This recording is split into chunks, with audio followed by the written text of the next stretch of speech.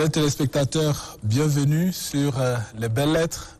Aujourd'hui, une fois de plus, nous vous amenons à la découverte d'une jeune autrice. Elle s'appelle Dingues Zenaba. Nous allons parler cette fois-ci de son tout premier roman intitulé Houria, un rêve brisé.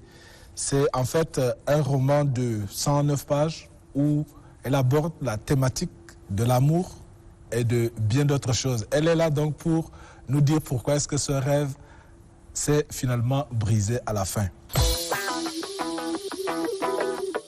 Zenaba Tidjani Idriss Dingues est née le 11 août 1991 à N'Djamena.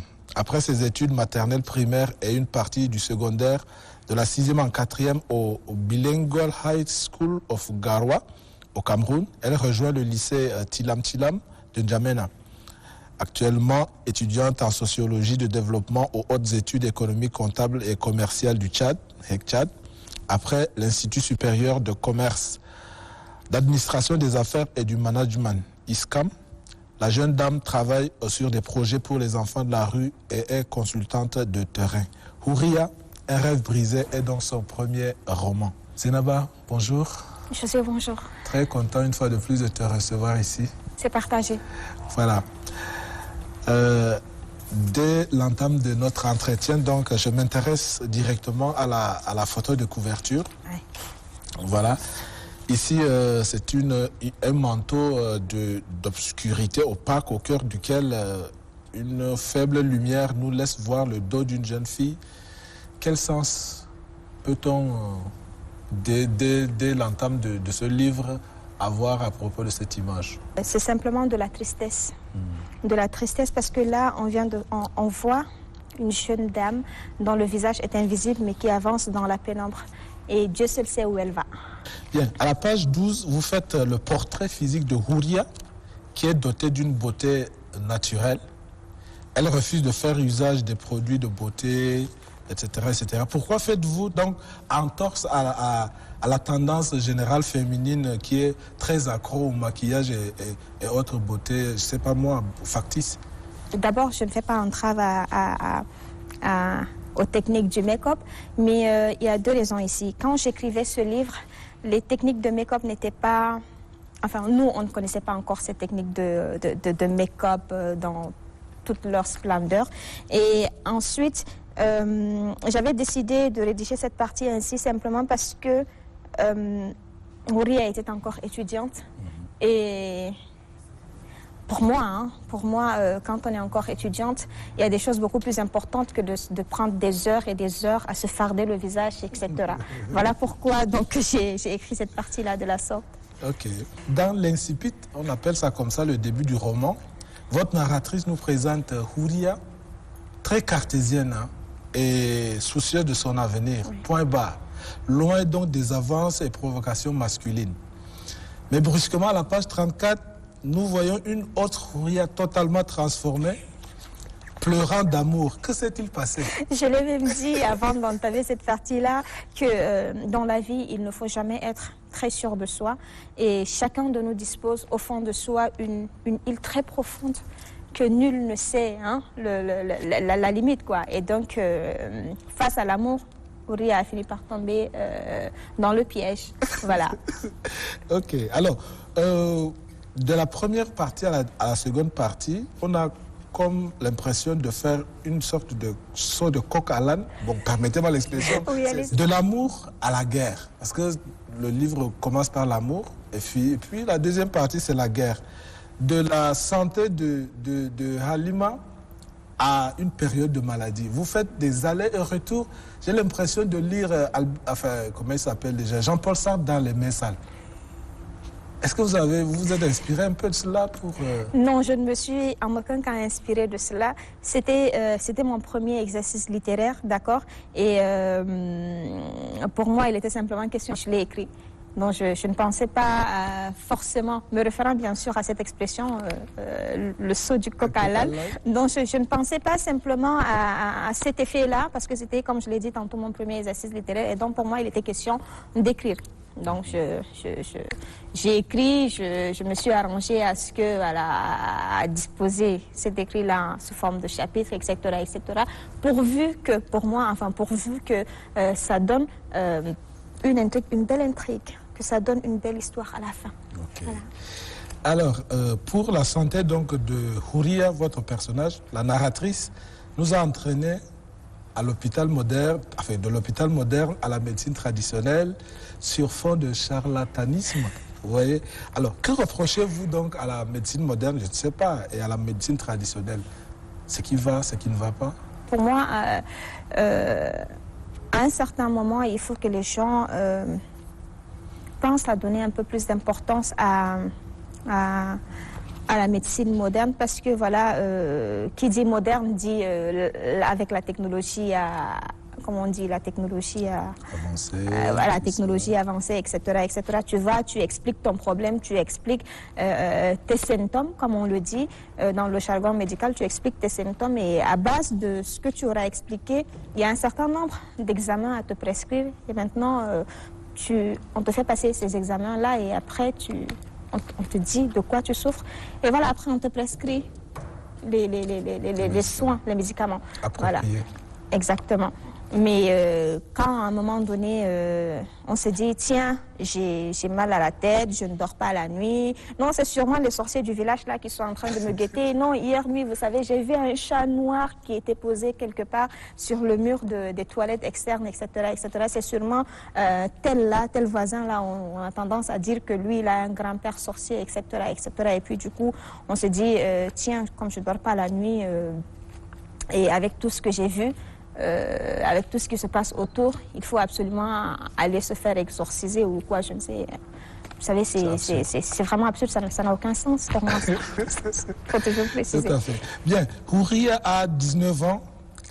Elle est empêchée par sa mère d'aller étudier à l'étranger. Avec l'argument comme quoi, je cite le passage, l'étranger pour une fille de son âge n'était pas prudent, à la page 66. À quel âge, on se demande donc, nous lecteurs, à quel âge doit-on considérer une fille mature? Je ne sais pas. Moi, ce qui m'a poussé à mettre l'accent sur ce passage-là, c'est simplement en m'inspirant de ma propre expérience, parce que moi, j'ai eu le bac quand j'avais à peine 18 ans. Et pour moi, enfin, je voulais à l'époque devenir journaliste, mais malheureusement, ce rêve m'a été brisé simplement parce que voilà, ils se sont dit que j'étais encore jeune et que voilà, il fallait pas m'envoyer à l'étranger parce que j'étais jeune, et l'étranger pour une jeune fille surtout parce que simplement j'étais une fille. Et donc pour moi, pour eux, l'étranger n'était vraiment pas approprié pour moi à cet âge-là. Donc moi, en mettant l'accent sur cette partie, je me suis simplement inspirée de mon expérience personnelle afin d'interpeller les parents, afin de leur demander de croire en leurs enfants et de leur faire confiance, et si les moyens leur permettent, d'épauler ces enfants-là afin de pouvoir eux aussi avoir accès à des grandes écoles, être formés dans des grandes écoles et sortir avec un parchemin digne de ce nom. Voilà. Et puisque vous avez touché le sujet, j'avais déjà une question réservée pour cela. Houria, très jeune, on l'empêche d'aller à l'étranger. Zenaba aussi, la même chose. Houria, je ne sais pas moi, sociologue. Zenaba, sociologue. Ah, je vois la question. Enfin, cette question m'est revenue plusieurs fois. Elle m'a été posée plusieurs fois par mes lecteurs, parce que j'ai l'habitude d'organiser des séances d'échange entre mes lecteurs et moi.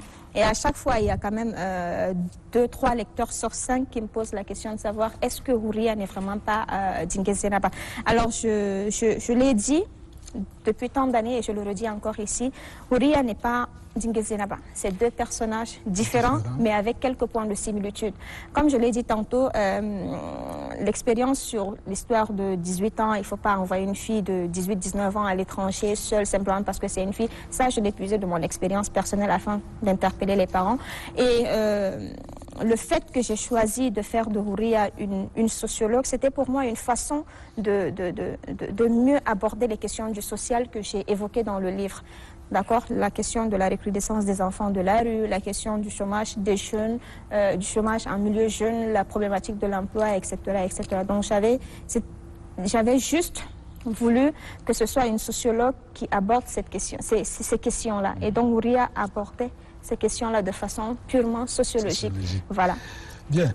À la page 68, il y a un extrait que j'aimerais lire. L'homme est considéré comme un roi, le maître de la cité, et tout ce qu'il faisait était vu et acclamé avec une grande admiration. C'est en fait une sorte de dénonciation de cette pensée culturelle. En effet. Pourquoi? Parce que moi, j'ai souffert de cette sorte de discrimination-là au sein de ma famille, simplement parce qu'à un moment donné, ils se sont dit j'étais une fille et enfin, c'est un peu triste quand j'en parle, mais bon, j'en parle parce que voilà, il faut en parler pour que voilà, les gens puissent en prendre connaissance. Voilà. Pour eux, j'étais une fille et étant fille, je n'avais pas droit à un certain nombre d'interdits. Je mets interdit entre griffes. Et c'est toujours le garçon qui avait le droit de sortir tout le temps, qui avait le droit de se promener avec ses amis, qui avait le droit de, je sais pas, regarder tout le temps la télé, qui avait le droit de poursuivre les études jusqu'à un certain niveau. Alors que la fille, elle doit se limiter au strict minimum, quoi. Et donc, moi, je dis, il faut interpeller les gens pour que ça s'arrête. Il faut à un moment donné que ça s'arrête. Parce que nous naissons tous égaux devant la loi, vis-à-vis de la loi. Mais pourquoi la société décide-t-elle à un moment donné de donner plus de pouvoir au mâle, censé être dominant, et moins de liberté à la fille qui est là, quel que soit son potentiel? Il faut que ça s'arrête. Et qu'en dites-vous de la complicité de la mère de Houria avec son frère surveillant, si on peut l'appeler ainsi, qui dit, je cite aussi quelque part, la femme est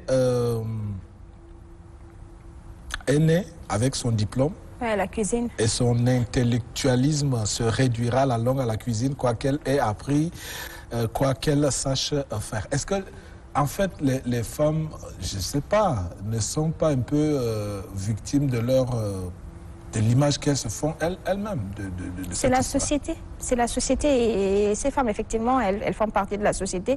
Parce que si, pour revenir dans l'histoire, si la maman de Houria s'était battue d'abord, elle, pour sa propre liberté au sein de sa famille, je crois que sa fille Houria aurait eu plus de liberté. Voilà, d'une part, les femmes, elles sont aussi victimes de ce qui les arrive.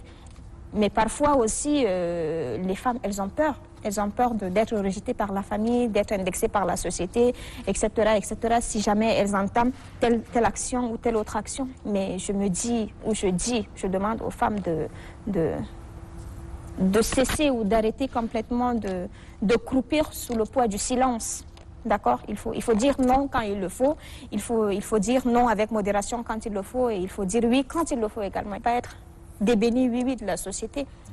Et la société, elle est évolutive. Et aujourd'hui, la société actuelle a largement évolué que la société d'il y a 50 ans. Et donc, on ne peut pas continuer à perpétuer les habitudes d'il y a 50 ans quand même. Ok. Je suis à la page 72 de votre roman. Permettez que je lise cet extrait. Étant entouré de garçons, Houria se sentait bien et réfléchissait mieux sur les détails de ceux-ci, enfin, engagée sur la question du genre. Elle était très inspirée par le combat féministe, mais n'accordait aucune importance à la journée du 8 mars, dite journée internationale de la femme. Pour elle, ce n'était que des stupidités, car elle prenait cette journée pour les 364 autres. À ses yeux, cela n'était autre qu'une idéologie manigancée qui expliquerait sagement la domination masculine. Alors que nous célébrons ce mois, je me demande pourquoi est-ce que vous vous êtes insurgé contre... Alors, je m'en vais très rapidement vous dire que quand j'avais écrit ce roman, j'étais très jeune, j'avais moins de 24 ans. Mais ça a traîné un peu dans mes tiroirs parce que je n'avais pas les moyens financiers de le faire éditer. Mais si aujourd'hui, je dois le faire rééditer, je réécrirai peut-être ce passage avec un peu plus de modération. Mais n'empêche, je vais vous expliquer très, très rapidement. Vous savez, la journée du 8 mars, elle a été institutionnalisée par les Nations Unies le 8 mars 1977. Avant cela, il y a eu tellement de mouvements à travers le monde, notamment dans les pays de l'Est, etc., qui ont conduit à la naissance et à l'officialisation même de cette journée par les Nations Unies. C'est-à-dire, les femmes ne se sont pas levées un bon matin comme ça et dire oui, aujourd'hui on va fêter le 8 mars, et puis voilà, elles nous ont légué ça, aujourd'hui on fête le 8 mars, etc., etc. Non, c'est à la suite de plusieurs combats, de plusieurs années, que cette journée-là que nous célébrons aujourd'hui d'une façon ou d'une autre est née. Alors, ma conviction, elle demeure vis-à-vis du 8 mars. Ma conviction, elle demeure, elle reste, elle demeure toujours la même. Que moi, je n'irai jamais à un défilé du 8 mars. Moi, je suis pour que la journée du 8 mars soit revue.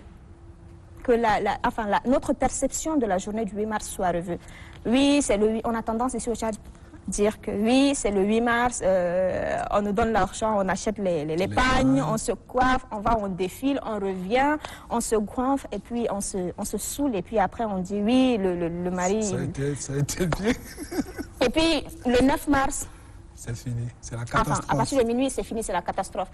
Non, il faut qu'on revoie cette façon de fêter cette journée du 8 mars. Parce que pour moi, quand on continue à fêter cette journée du 8 mars après un siècle plus tard, d'accord, est-ce que ce n'est pas une façon de rappeler au mal qu'il a depuis toujours été dominant, et est-ce que ce n'est pas une façon de lui rappeler qu'il est toujours dominant? Est-ce que c'est pas possible, ou est-ce que ça ne serait pas possible pour nous de remodeler notre façon de voir les choses? C'est-à-dire fêter le 8 mars, oui, mais d'une autre façon. Pour moi, il faudrait simplement que la journée du 8 mars soit une journée de bilan, une journée de perspective, une journée de réflexion, une journée de change et de partage entre les femmes, une journée de choses qui pourront vraiment aider les femmes à aller de l'avant, mais pas seulement se limiter à acheter le pain, etc. Oui, caractère, ça n'a aucun sens. Ça. Pour moi, ça n'a vraiment aucun sens. Voilà. Ok, bien. Votre narratrice est un petit peu contre l'appellation, entre guillemets, l'expression que j'ai tirée du roman, simple femme. Oui, Marasaki. Comme étiquette, en dépit de l'énormissime, si vous permettez l'expression, service que la femme rend à l'humanité. Oui, elle porte un fœtus durant 9 mois de grossesse, avec, je ne sais pas, toutes les gènes liées à la gestation, je l'ai même dit dans le livre, notamment, je ne sais pas, les nausées, la fatigue, après la rotondité de son ventre, après l'accouchement, il y a des cicatrices, des marques et des cicatrices que l'enfantement aura purement et simplement laissé, telles que, je ne sais pas, les vergetures, je ne sais pas, le fait que le ventre devienne flasque, l'amollissement même de sa poitrine suite à, je ne sais pas, aux multiples tétés qu'elle va donner à l'enfant, le fait même qu'elle se réveille tard dans la nuit, hein, je l'ai même décrit dans le livre, le fait même qu'elle se réveille tard dans la nuit, chaque fois, pour allaiter l'enfant ou pour calmer l'enfant qui vient de se réveiller et qui pleure, pour lui donner de l'eau à boire, etc., etc. C'est vraiment des services énormes. Et dans cela encore, il y a d'autres femmes qui, par malheur, finissent par donner naissance, pas par voie basse, mais par l'hystérotomie, dans ce qu'on appelle communément la césarienne. Et tout ça, c'est des difficultés, comment je vais dire ça, c'est des difficultés tout court, c'est des difficultés auxquelles les femmes font face afin de pouvoir perpétuer l'humanité. Certes, nous sommes complémentaires, sans l'homme, on ne peut pas non plus faire un enfant, mais la femme donne plus. Et alors, en donnant plus, pourquoi on continue à qualifier la femme de sexe faible, la femme de Marasaki? Pourquoi l'homme, lui, ne fait pas un enfant? N'est-ce pas, c'est lui le sexe fort, pourquoi il ne fait pas un enfant? Donc c'est vraiment absurde, il faut que les gens arrêtent. Ok, voilà. Bien, pour raccourcir un petit peu l'entretien, comment l'histoire de Fouria finit-elle?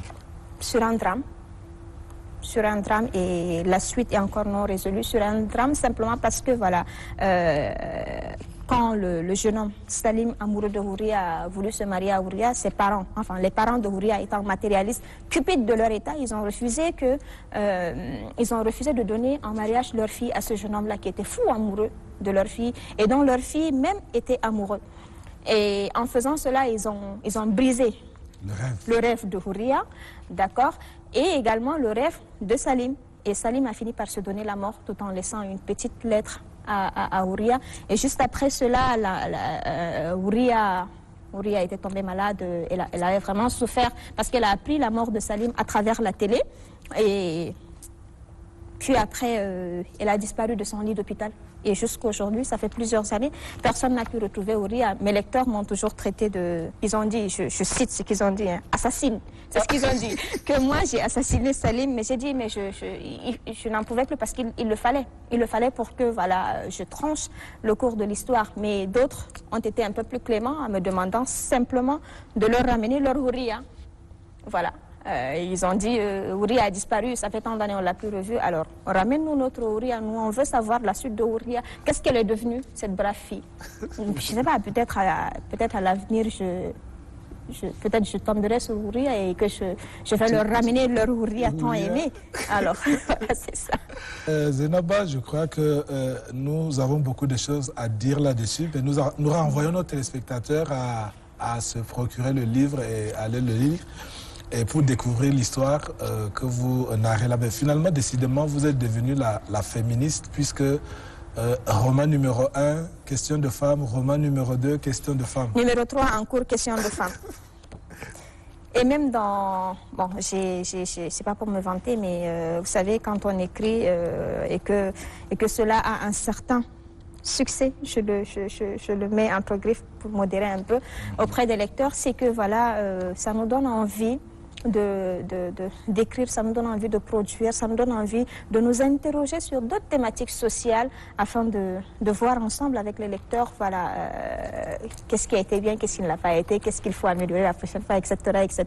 Sur quelles questions se pencher exactement. Donc, sur le 3e roman également qui est en cours, ce sera une femme. Je suis également, depuis quelque temps, sur un recueil de poèmes qui est aussi simplement et purement féministe. Un peu d'humanisme, mais bon, pour moi, le féminisme en lui-même, il est un humanisme, parce que voilà, c'est une question de placer la femme dans ses pleins droits en matière de la politique, sociale, culturelle, etc., etc., etc. Voilà. Alors, moi, j'ai toujours eu de la compassion pour les enfants de la rue. Il y a de cela quelques années, j'avais décidé de travailler sur un projet, autant pour moi, pour enfants de la rue, enfin, pour enfants vivant dans la rue, parce que plus tard, avec la sagesse de l'âge, je me suis rendu compte que la rue ne peut pas enfanter, et donc c'est toujours excessif d'appeler ces enfants-là les enfants de la rue. Voilà, aujourd'hui, avec beaucoup plus de sagesse, je les appelle simplement les enfants vivant dans la rue. Je m'en vais simplement lire le poème que je leur avais dédié il y a cela quelques années. Les enfants et la rue. Lundi soir de janvier, 17h précise, s'abattait un foie sec et désertique sur une jam. Traversant la cour, je regagnais ma chambre, les pas pressés, grelottant de froid. J'avais les mains et pieds gelés, les lèvres et les dents serrées. Près de moi, un mourbar était posé, un pli de braise pour du chauffage. Assise, je remémorais mon enfance, cette enfance douce comme la peluche, tendre des temps tendres, où l'on me protégeait contre tout, y compris ce froid de l'eau. Je pensais instantanément à vous, ô enfants vivant dans la rue, vous qui êtes sans abri ni recours, délaissés à la merci de la nature, cette nature à la fois tendre et féroce. Ma gorge s'éraillait sous le poids de la tristesse, quand dans mes pensées je vous revoyais errer, étalé lamentablement sous les hangars du souk Kébir et les murs de la grande mosquée, ainsi que les prestigieuses tables des marchands, et j'en passe. Je larmoyais, le cœur ulcéré, quand je vous revoyais, jeune fille fraîche, les stupes en main, le pagne troué, actrice d'un cinéma sans payer, sujette à l'appétit féroce des IST, des épidémies et du déshonneur. Je suis plus terrorisée quand je pense aux autorités qui investissent dans des projets vains et avec tant de peine que de promouvoir la lutte pour votre réinsertion hors jeunesse et fer de lance du développement. Mon cœur saigne d'un poignard douloureux. Je n'ai que mes mots pour pleurer cette amertume. Je vous aime et prie pour votre secours. Sachez que la protection vous revient de droit et recevez l'hommage de mes ardentes tendresses. En plus de la romancière, vous devenez une poète. Oui. Chers téléspectateurs, tout est bien qui finit bien. Nous sommes donc arrivés à la fin de notre rendez-vous. Nous étions en compagnie de Dinguez Zenaba. avec elle nous avons donc parlé de son premier roman intitulé Houria, un rêve brisé. Le roman est paru aux éditions Le Pays en 2017. Merci. 2018. Merci. Merci donc à vous de nous avoir suivis et bonne suite de programme sur Téléchat. Au revoir.